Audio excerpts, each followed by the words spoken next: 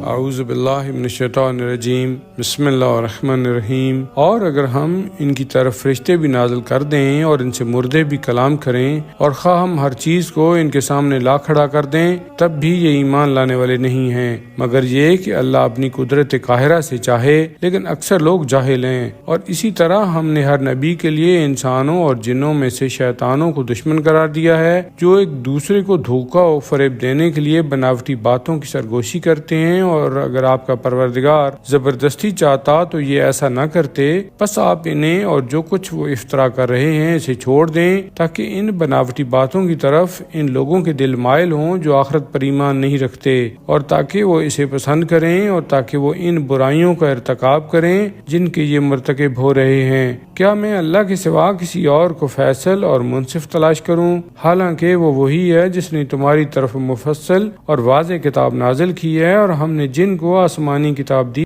وہ یعنی اہل کتاب جانتے ہیں کہ یہ قرآن آپ کے پروردگار کی طرف سے حق کے ساتھ نازل ہوا ہے، پس آپ ہرگز شک کرنے والوں میں سے نہ ہوں، اور آپ کے پروردگار کی بات صدق و سچائی اور عدل و انصاف کے لحاظ سے مکمل ہے، اور اس کی باتوں کو کوئی بدلنے والا نہیں ہے، اور وہ بڑا سننے والا اور بڑا جاننے والا ہے۔ اے رسول، اگر آپ زمین کے رہنے والوں کی اکثریت کی اطاعت کریں گے، یعنی ان کا کہنا مانیں گے، تو وہ آپ کو اللہ کے راستہ سے بھٹکا دیں گے۔ یہ لوگ پیروی نہیں کرتے مگر گمان کی، اور وہ محض تخمینے لگاتے اور اٹکل پچو باتیں کرتے ہیں۔ بے شک آپ کا پروردگار ہی بہتر جانتا ہے کہ اس کی راہ سے بھٹکا ہوا کون ہے، اور وہ خوب جانتا ہے ہدایت یافتہ لوگوں کو۔ پس جس ذبیحہ پر اللہ کا نام لیا گیا ہے اس میں سے کھاؤ، اگر تم اس کی آیتوں پر ایمان رکھتے ہو، اور تمہیں کیا ہو گیا ہے کہ تم اس ذبیحہ میں سے نہیں کھاتے جس پر اللہ کا نام لیا گیا ہے، حالانکہ اس نے جن جانوروں کو تم پر حرام قرار دیا ہے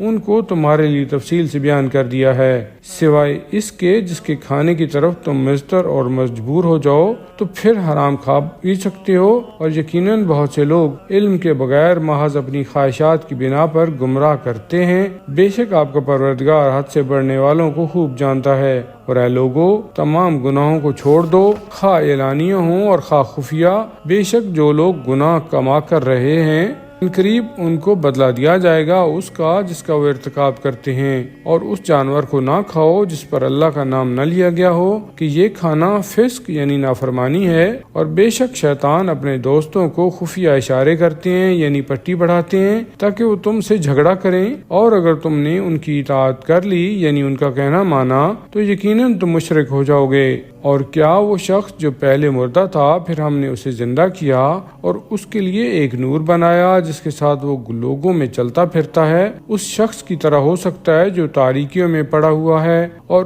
ان سے نکل نہیں سکتا؟ جس طرح مومن کی نگاہ میں ایمان آراستہ کیا گیا ہے، اسی طرح کافروں کی نگاہ میں ان کے اعمال آراستہ کر دیے گئے ہیں۔ اور جس طرح مکہ کے فاسقوں کو ہم نے بڑا بنایا، اسی طرح ہم نے ہر بستی میں اس کے مجرمین کو بڑا سردار بنایا ہے تاکہ وہ وہاں مکر و فریب کیا کریں، حالانکہ وہ فریب نہیں دیتے مگر اپنے آپ کو، لیکن انہیں اس کا شعور نہیں ہے۔ اور جب ان کے پاس کوئی معجزہ آتا ہے تو کہتے ہیں کہ ہم اس وقت تک ہرگز ایمان نہیں لائیں گے جب تک کہ ہم کو بھی وہی نہ دیا جائے جو اللہ کے رسولوں کو دیا گیا ہے۔ اللہ بہتر جانتا ہے اپنی رسالت کو کہاں رکھے، یعنی اس کا اہل کون ہے۔ ان قریب مجرموں کو اللہ کے جہاں ذلت نصیب ہوگی اور سخت عذاب بھی ہوگا ان کی ان مکاریوں کی وجہ سے جو وہ کیا کرتے تھے۔